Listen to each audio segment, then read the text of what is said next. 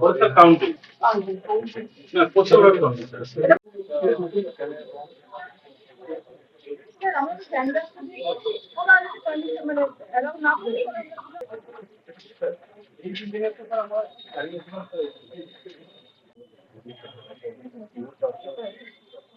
লালবাগে দেখেছি 23 এপ্রিল মুর্শিদাবাদ জেলায় বিধানসভা ভোট তুঙ্গে প্রশাসনিক তৎপরতা বহরমপুরে ডিসিআরসি ও স্ট্রং রুমের প্রস্তুতি খতিয়ে দেখলেন মুর্শিদাবাদ জেলা শাসক আর অর্জুন সহ প্রশাসনিক আধিকারিকরা।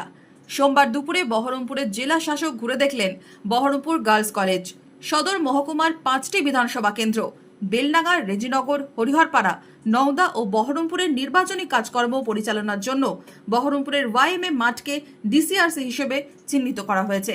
সেই স্থানও পরিদর্শন করেন জেলা শাসক। প্রশাসন সূত্রে জানা গেছে, ভোট পরবর্তী সময় ইভিএম ও ভিভিপ্যাট সংরক্ষণের জন্য বহরমপুর গার্লস কলেজকে স্ট্রং রুম হিসেবে ব্যবহার করা হবে।